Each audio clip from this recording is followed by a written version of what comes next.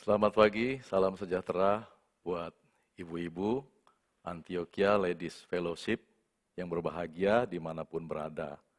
Mudah-mudahan semuanya sehat-sehat semua dan selamat bertemu kembali di ibadah live streaming ILF kali ini. Tema kita hari ini adalah ketika Tuhan mendisiplin, ya, yang kita ambil bacaan kita dari Ibrani 12 ayat 1 sampai 11. Mari kita buka Alkitab kita, Ibrani 12 ayat 1 sampai 11. Saya akan membacakannya. Karena kita mempunyai banyak saksi, bagaikan awan yang mengelilingi kita, marilah kita menanggalkan semua beban dan dosa yang begitu merintangi kita, dan berlomba dengan tekun dalam perlombaan yang diwajibkan bagi kita. Marilah kita melakukannya dengan mata yang tertuju kepada Yesus yang memimpin kita dalam iman, dan yang membawa iman itu kepada kesempurnaan, yang dengan mengabaikan kehinaan, tekun memikul salib, ganti sukacita yang disediakan bagi Dia, yang sekarang duduk di sebelah kanan tahta Allah. Ingatlah selalu akan Dia yang tekun menanggung bantahan yang sehebat itu terhadap dirinya dari pihak orang-orang berdosa, supaya jangan kamu menjadi lemah dan putus asa. Dalam pergumulan kamu melawan dosa, kamu belum sampai mencucurkan darah. Dan sudah lupakah kamu akan nasihat yang berbicara kepada kamu seperti kepada anak-anak? Hai anakku, janganlah anggap enteng didikan Tuhan, dan janganlah putus asa apabila engkau diperingatkannya. Karena Tuhan mengajar orang yang dikasihinya, dan Ia menyesah orang yang diakuinya sebagai anak. Jika kamu harus menanggung ganjaran, Allah memperlakukan kamu seperti anak. Di manakah terdapat anak yang tidak dihajar oleh ayahnya? Tetapi jikalau kamu bebas dari ganjaran yang harus diderita setiap orang, maka kamu bukanlah anak, tetapi anak-anak gampang. Selanjutnya dari ayah kita yang sebenarnya kita beroleh ganjaran dan mereka kita hormati. Kalau demikian, bukankah kita harus lebih taat kepada Bapa segala roh, supaya kita boleh hidup? Sebab mereka mendidik kita dalam waktu yang pendek sesuai dengan apa yang mereka anggap baik, tetapi Dia mengajar kita untuk kebaikan kita, supaya kita beroleh bagian dalam kekudusannya. Memang tiap-tiap ganjaran pada waktu ia diberikan tidak mendatangkan sukacita, tetapi duka cita. Tetapi kemudian ia menghasilkan buah kebenaran yang memberikan damai kepada mereka yang dilatih olehnya. Baik ya, ibu-ibu ALF, kita sudah membaca bagian firman Tuhan ini dan tema kita ketika Allah mendisiplin. Nah biasanya kita itu kalau orang Kristen tuh sukanya itu berpikir atau berpandangan bahwa kita adalah umat yang bebas dari segala kesulitan ya, umat yang diberkati. Gitu. Ya memang betul umat yang diberkati, tetapi bukan berarti tanpa kesulitan, tanpa masalah gitu ya. Sehingga kalau kita terjebak kepada pemahaman yang seperti ini, kita sebetulnya menjadi orang Kristen yang salah gitu. Jadi bukan berarti orang Kristen terus mulus-mulus aja gitu, tidak mengalami apa-apa gitu. Tetapi justru melalui bacaan ini kita melihat bahwa Allah itu justru sebagai Bapa menghajar kita. Mari kita pelajari ya dari bagian firman Tuhan ini. Sebelumnya mungkin kita memikirkan dahulu ya atau mengetahui dulu apa arti disiplin ya. Jadi secara etimologi ya, etimologi disiplin ya, etimologi itu kalau kita dulu belajar bahasa Indonesia adalah ilmu yang mempelajari tentang asal-usul kata ya. Jadi kata disiplin ini secara etimologi berasal dari bahasa Latin yang artinya disibel ya. Bahasa Latin disibel yang artinya itu pengikut gitu ya. Artinya pengikut. Nah, sesuai dengan perkembangan zaman ya. Sesuai dengan perkembangan zaman, maka mengalami perubahan ya. Menjadi kata disipline ya. Artinya kepatuhan ya. Nah, Alkitab ya dalam terjemahannya King James Version juga menggunakan istilah disciples ya kepada para murid Kristus ya. Jadi akar kata dari disiplin tadi ya, artinya itu murid atau pengikut. Nah, sehingga kalau kita sebagai pengikut Kristus, ya maka mau tidak mau kita harus masuk dalam disiplin daripada Allah Bapa kita. Nah, jadi arti disiplin itu secara keseluruhan jadi tindakan taat ya dan patuh terhadap nilai-nilai yang dipercaya ya. Maka ketika Tuhan mendisiplin, berarti kita diajar untuk patuh supaya apa? Supaya mutu kualitas hidup kita sesuai dengan nilai-nilai yang Tuhan kehendaki.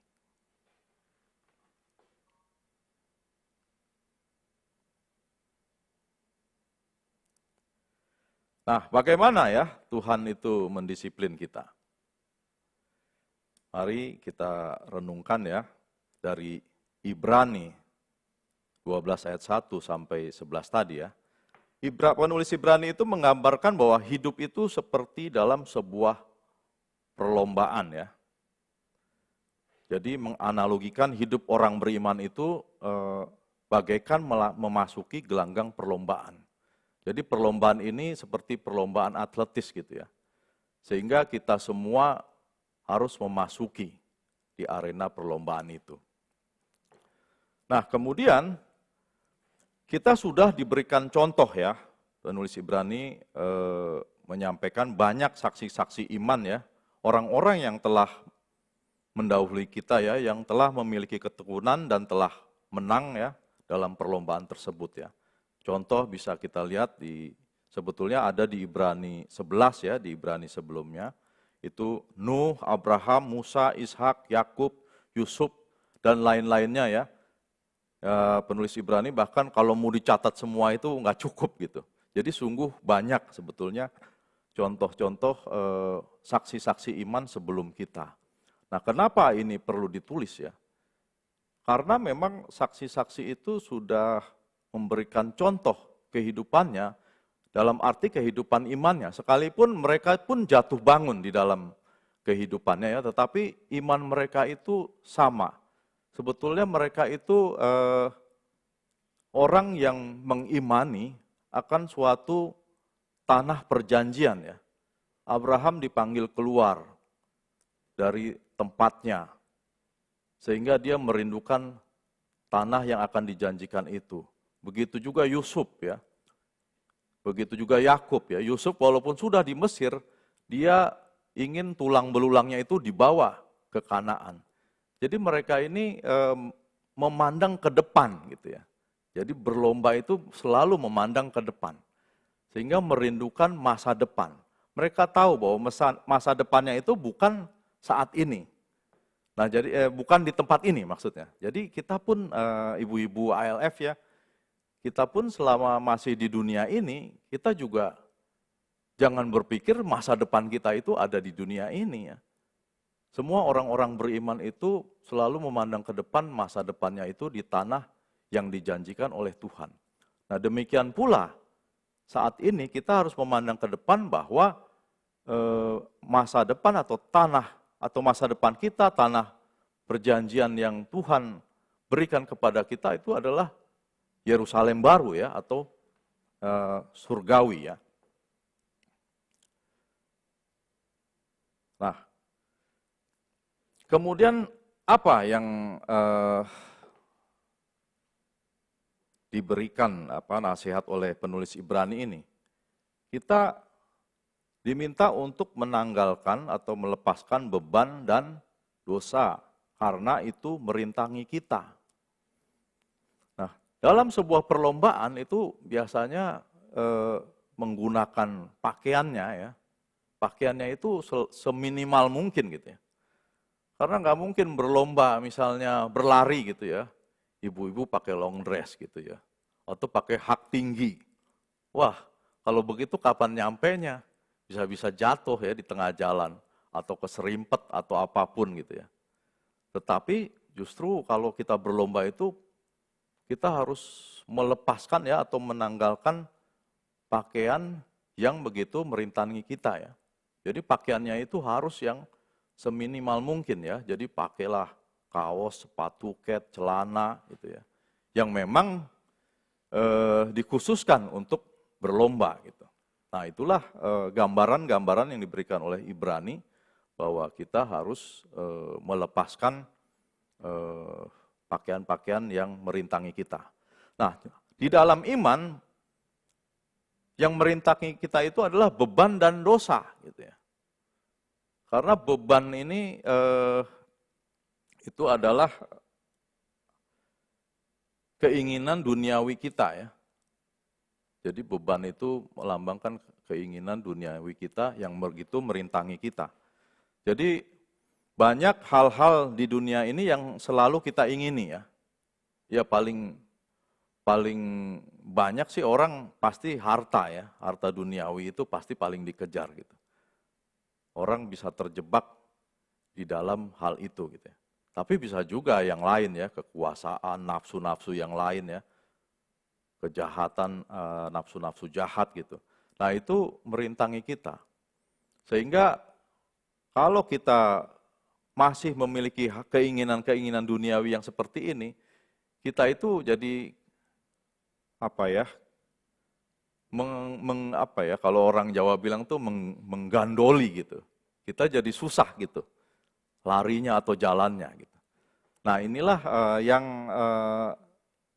ibu-ibu mesti hindari ya, bagaimana mengejar hal-hal yang duniawi.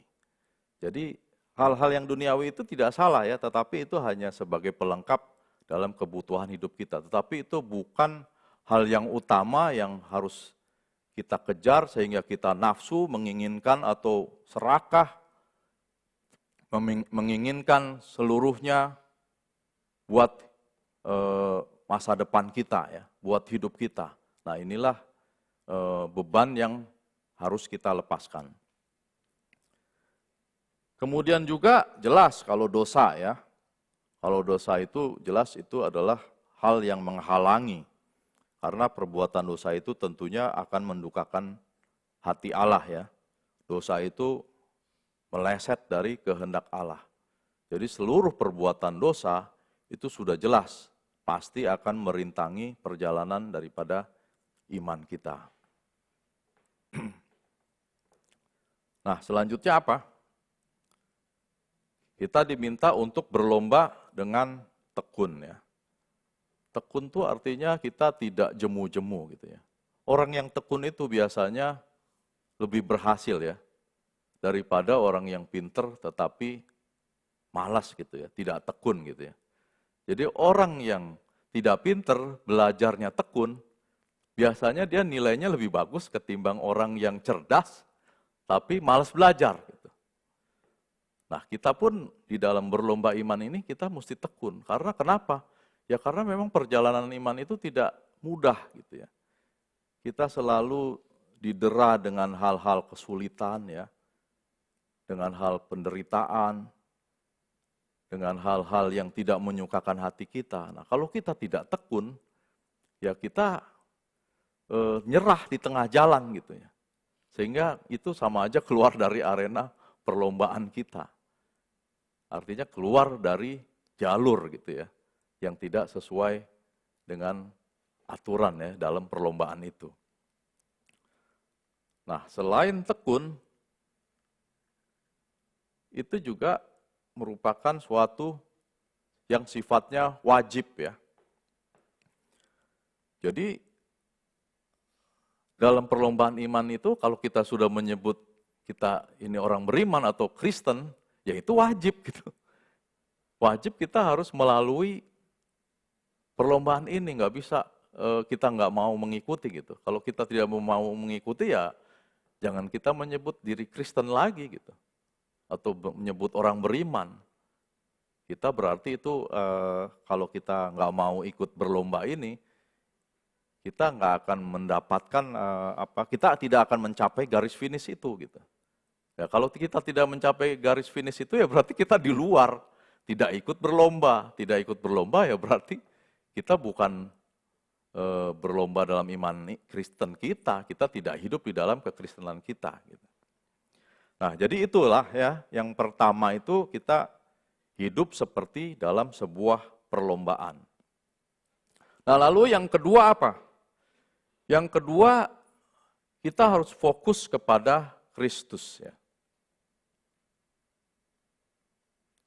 Fokus kepada Kristus. Karena dikatakan melakukannya dengan mata yang tertuju kepada Kristus ya.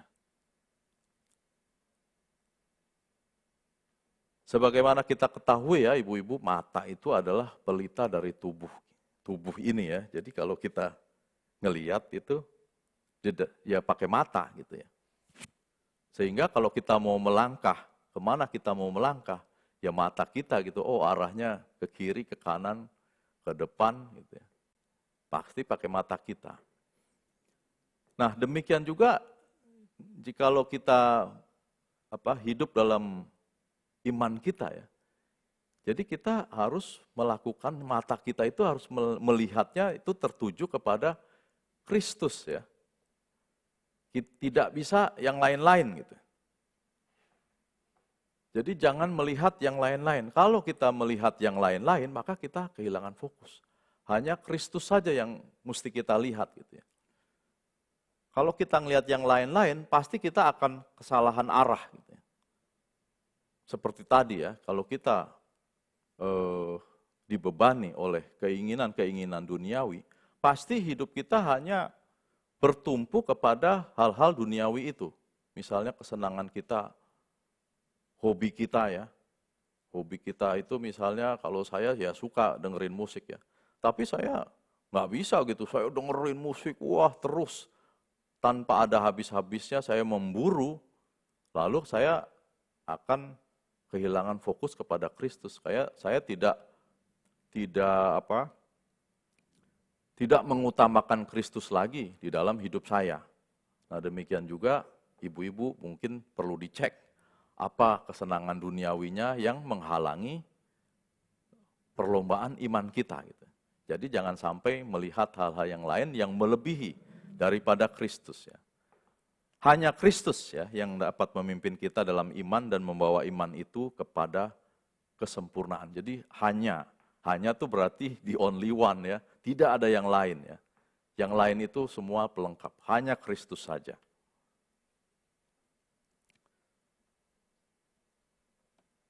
Nah, apa yang kita lihat dari Kristus ya? Kita harus meneladani apa yang Kristus lakukan ya. Ngapain sih gitu ya Kristus itu kita teladani? Oh ternyata dia itu adalah yang dia lakukan mengabaikan kehinaan. Gitu. Dalam hidupnya mengabaikan kehinaan ya. Mengabaikan kehinaan itu adalah sabar ya ketika ia dihina. Tidak membalas sekalipun dirinya setara dengan Allah. Nah, artinya Kristus itu di dalam hidupnya yang setara dengan Allah, dia itu sanggup gitu ya. Sanggup untuk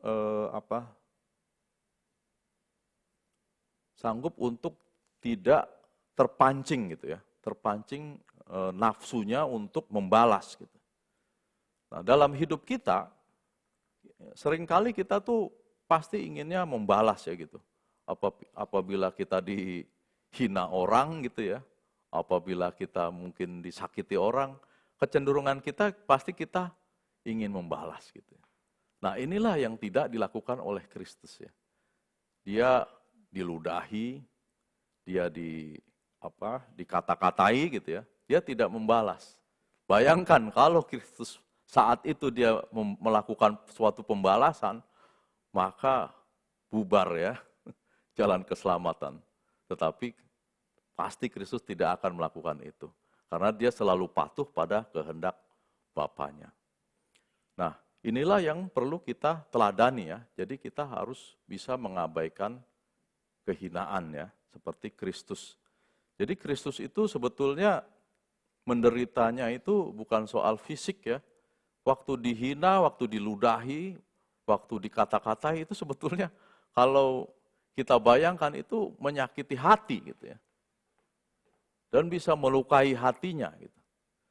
Tetapi inilah yang dilakukan oleh dia. Dia tidak melakukan suatu pembalasan, dia tidak dia diam gitu ya. Dia mengampuni ketika orang menghina dia. Nah, Kemudian apalagi yang kita teladani dari Kristus? Dia tekun memikul salib ya. Memikul salib itu artinya menderita oleh karena mentaati kehendak Allah. Nah, kalau kita mentaati kehendak Allah, memang akibatnya pasti menderita gitu ya. Karena mentaati kehendak Allah pasti kita di jalan yang benar atau jalan yang bukan keinginan kita. Kalau jalan di keinginan kita itu pasti kita maunya yang enak-enak gitu ya. Tapi jalan yang Tuhan kehendaki pasti selalu bertentangan dengan kehendak kita ya. Sudah pasti jalan yang kita kehendaki enak, ya jalan Tuhan menjadi tidak enak buat kita. Nah, tetapi kita harus diminta untuk tekun ya memikul salib ini. Jadi harus tekun memikul salib, berarti kita harus menderita karena kita mentaati kehendak Allah. Lalu selain kita diminta untuk fokus kepada Kristus itu adalah yang ketiga ya, mengingat selalu akan Kristus ya. Apa yang kita ingat? Yaitu dia tekun menanggung bantahan yang hebat ya. Jadi dia itu menanggung bantahan yang hebat dan berat itu sampai mencucurkan darah. Sampai mencucurkan darahnya di kayu salib. Nah, pergumulan kita itu belum sampai mencucurkan darah ya ibu-ibu. Jadi sebetulnya kita dibanding Kristus itu ya tentunya tidak ada apa-apanya gitu. Tetapi kita tetap harus diminta tekun gitu. Dan harus kuat menghadapi segala penderitaan yang harus kita jalani ini. Karena kita sebetulnya belum sampai mencucurkan darah gitu. Kita mungkin baru susah gitu ya, capek gitu ya. Mungkin ibu-ibu, aduh, kaki ini rasanya ngilu gitu ya, mau jalan. Terus mungkin pinggang rasanya nyut-nyutan ya, kepala pusing ya. Mungkin baru hal-hal yang seperti itu yang kita alami gitu ya. Tapi kita masih bisa pergi, tentu tidak jalan ya, bisa saja kita naik kendaraan. Walaupun kendaraan umum tetap saja kita masih lebih baik daripada penderitaan Kristus ya. Kristus itu sampai mencucurkan darahnya ya gitu. Jadi kita harusnya bisa tekun gitu ya. Kalau kita memandang Kristus, wah Kristus aja sampai mencucurkan darah, saya aja belum apa-apa, harusnya kita lebih taat lagi dan lebih tekun lagi, bisa menanggung bantahan yang hebat dan berat itu. Nah, yang ketiga, bersedia menerima didikan Tuhan ya. Nah, penulis Ibrani ini mengutip Amsal 3 ayat 11 ya. Jadi jangan menganggap enteng didikan Tuhan. Jangan menganggap enteng didikan Tuhan itu berarti kita sebagai anak jangan menolak ya. Harus bersedia menerima proses pendewasaan berupa latihan, pukulan atau tindakan disiplin. Jadi kita jangan lari gitu ya dari hajaran yang Tuhan lakukan kepada kita. Kita harus menerima sebagai seorang anak, ya sudah ini adalah konsekuensi kita untuk diajar oleh Bapa kita. Karena hikmat daripada Tuhan itu atau ajaran daripada Tuhan itu adalah selalu benar gitu. Dan tidak ada yang salah daripada ajarannya. Nah, maka kita harus bersedia menerima proses pendewasaan. Karena kalau kita sebagai anak, itu memang harus makin lama itu harus dewasa. Gitu. Kalau tidak dihajar, maka kita nanti sudah semakin dewasa, kita seperti anak-anak terus gitu. Berpikirnya, bertindaknya. Dan dalam hal ini imannya. Ya. Kalau kita tidak menerima hajaran daripada Tuhan, maka iman kita ya seperti anak-anak terus gitu ya.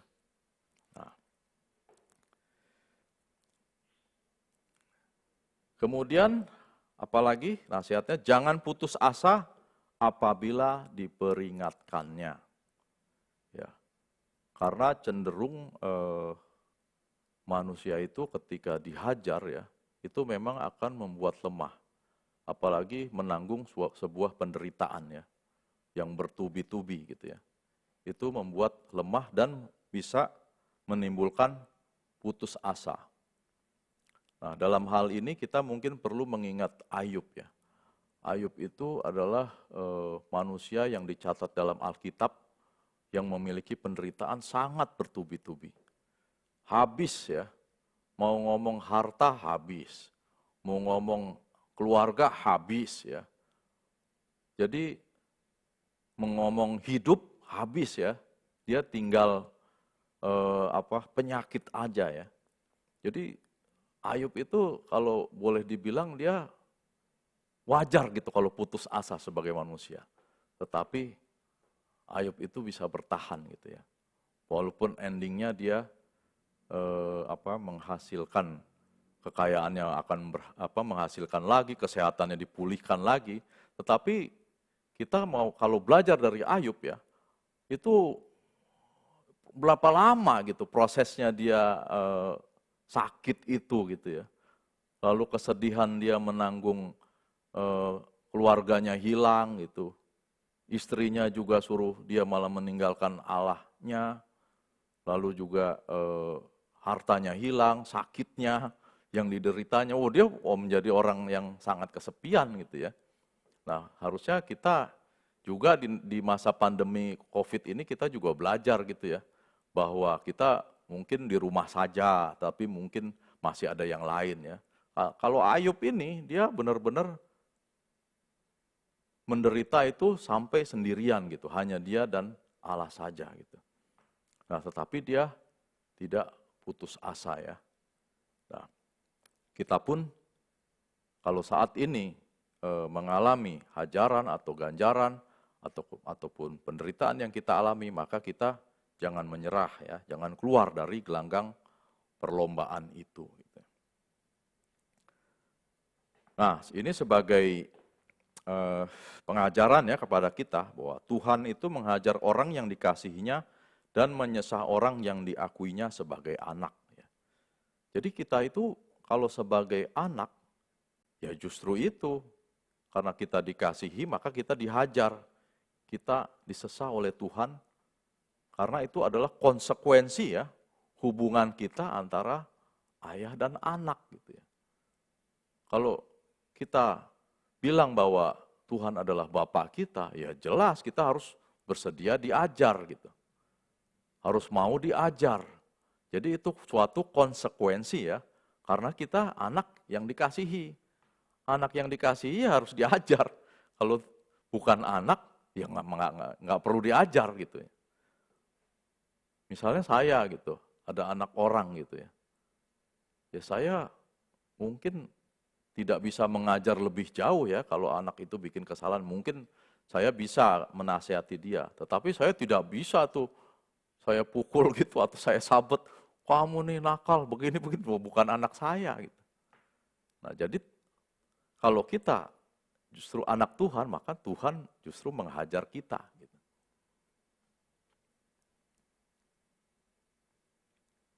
Nah, kemudian selanjutnya ini sama ya yang tadi ya, jika kita ingin diperlakukan sebagai anak, maka harus siap menanggung ganjaran dan siap dihajar. Selanjutnya, jikalau ingin bebas dari ganjaran yang harus diderita, maka kita adalah anak palsu. Nah, jadi kalau kita tidak mau menerima hajaran, justru itu kita anak gampang disebutnya ya. Sebetulnya anak gampang itu anak palsu ya. Sebetulnya dalam tafsiran yang saya baca itu anak yang tidak sah sebetulnya.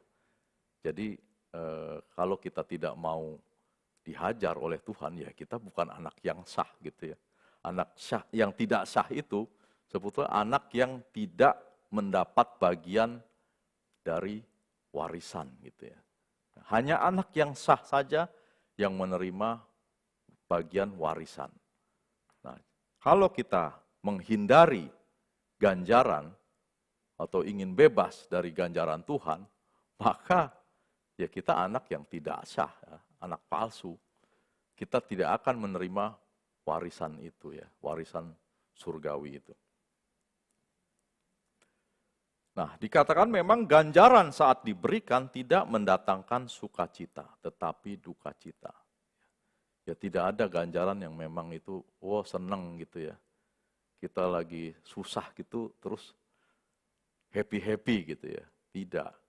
Secara manusiawi ya memang yang namanya ganjaran itu ya membuat suatu penderitaan ya di dalam hidup kita. Membuat kesusahan, membuat kesulitan. Sehingga kita memang tidak suka gitu ya. Tetapi merasa sedih gitu ya. Ya kesedihan ini adalah suatu kesedihan yang wajar secara manusiawi. Tapi kita tidak boleh sedih yang kehilangan damai sejahtera ya. Kita damai sejahtera itu bisa dalam keadaan suka maupun duka. Nah, di sini kalau kita duka berarti kita juga tidak boleh kehilangan damai sejahtera. Karena damai sejahtera sejatinya itu dari dalam diri kita sendiri yang diberikan oleh Tuhan kepada kita. Gitu. Nah, lalu kalau kita diganjar terus apa sih hasilnya? Justru kalau kita diganjar itu hasilnya itu untuk kebaikan kita ya. Supaya kita beroleh bagian dalam kekudusannya ya. Nah, kita kalau diganjar itu dosa kita itu makin dikikis ya. Makin dibuang oleh Tuhan. Sehingga kesenangan duniawi kita itu juga makin kecil gitu ya. Orang-orang yang menerima ganjaran Tuhan atau hajaran Tuhan di dalam kehidupan imannya itu adalah orang-orang yang berhasil gitu ya. Berhasil di sini artinya orang-orang yang fokus dalam melayani Tuhan gitu ya. Dia hampir tidak lagi menginginkan hal-hal kesenangan duniawi lagi. Sangat sedikit gitu ya. Jadi hidupnya sepenuhnya diperuntukkan bagi Tuhan. Coba aja kalau ibu-ibu lihat siapalah gitu ya, orang-orang atau tokoh-tokoh yang hebat ya, yang memang bekerja melayani Tuhan dengan gigih ya. Kalau di Alkitab kan jelas banyak ya, ada Paulus, Petrus, rasul-rasul ya. Semuanya itu adalah orang-orang yang memang meninggalkan kesenangan duniawinya itu sehingga hidupnya full untuk Tuhan. Nah, dosanya pun pasti makin sedikit ya, makin dibuang. Sehingga hari-harinya itu makin serupa dengan Kristus ya. Nah, tanpa kekudusan kita tidak seorang pun akan melihat Tuhan gitu ya. Nah, kalau kita setiap hari diperbaharui, dosa kita makin dikikis, kesenangan duniawi kita makin sedikit, maka kita menjadi hidup lebih kudus lagi gitu ya. Dosanya makin sedikit, maka kita lebih suci lagi. Dan Alkitab mengatakan tanpa kekudusan tidak seorang pun akan melihat Tuhan. Maka kalau kita ingin ketemu Tuhan ya, ini melihat aja nggak, apalagi ketemu ya. Maka kalau kita mau ketemu Tuhan ya, hilangkan dosa ya. Kurangi kesenangan duniawi, tinggalkan kesenangan duniawi kita. Nah, lalu apa hasil dari ganjaran lagi selain beroleh dalam bagian kekudusannya? Menghasilkan buah kebenaran yang memberikan damai. Ya. Jadi kita akan menghasilkan buah kebenaran yang memberikan damai. Buah itu selalu dihasilkan dari suatu proses. Buah nggak mungkin kita nanam malam ini besok pagi pengen metik gitu ya. Belum pernah ketemu tuh buah yang malam kita tanam besok langsung jadi. Kita ingin mangga, kita tanam mangga malam ini besok pagi kita langsung petik manis gitu. Belum pernah ada ya. Jadi buah itu selalu dihasilkan dari suatu proses pohon yang ditanam, diberikan pupuk, dan selanjutnya disiram ya. Lalu baru dia menghasilkan buah. Dan buah itu bisa dinikmati ya oleh orang.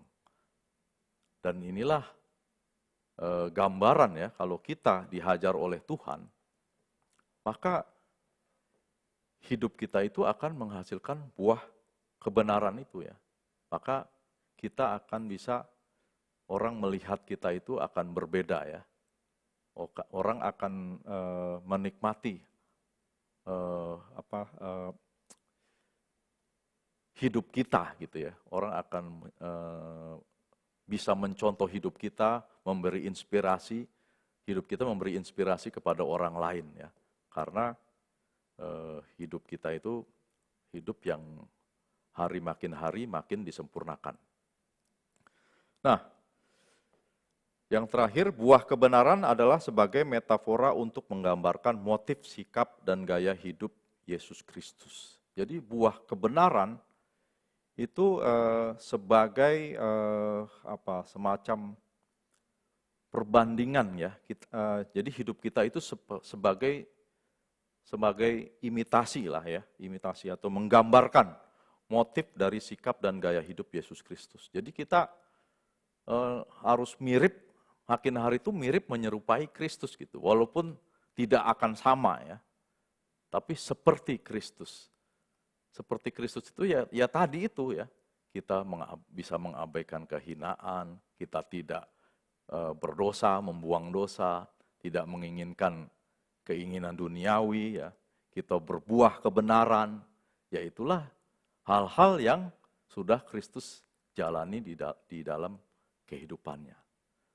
Nah, demikianlah ibu-ibu ALF ya, pembelajaran kita mengenai ketika Allah mendisiplinkan kita, bagaimana hasilnya ya, buat diri kita.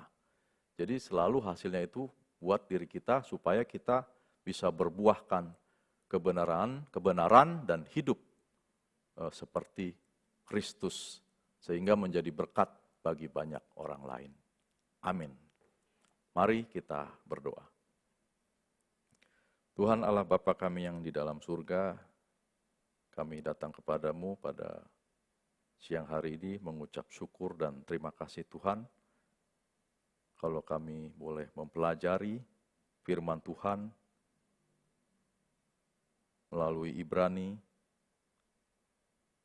Biarlah kami Tuhan diajar hari demi hari di dalam kehidupan kami Tuhan oleh Engkau, sehingga kami boleh hidup seturut dengan Kristus, sehingga kami boleh mengurangi akan segala dosa kami Tuhan, dan meninggalkan segala keinginan-keinginan nafsu duniawi yang menghalangi kami di dalam perlombaan iman kami ya Tuhan.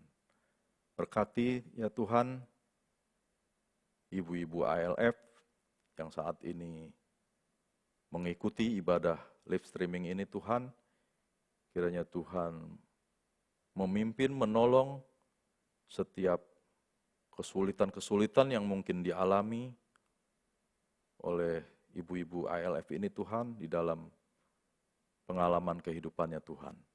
Dan juga apabila ada yang sakit, kiranya Tuhan memberikan kesembuhan kepada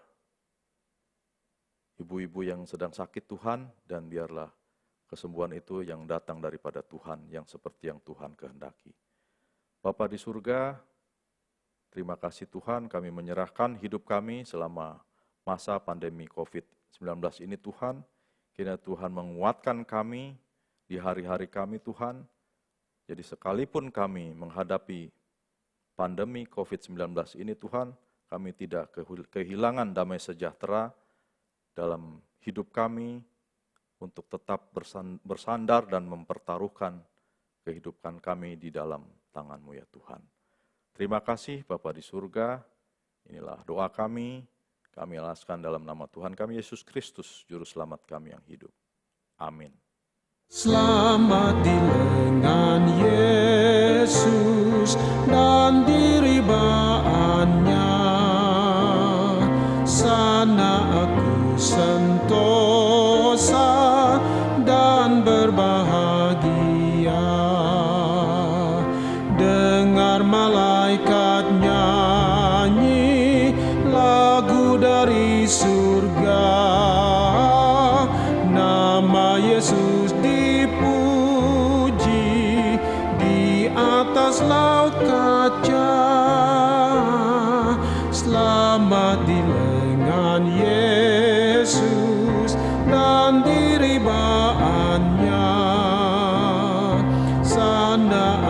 sentosa dan berbahagia.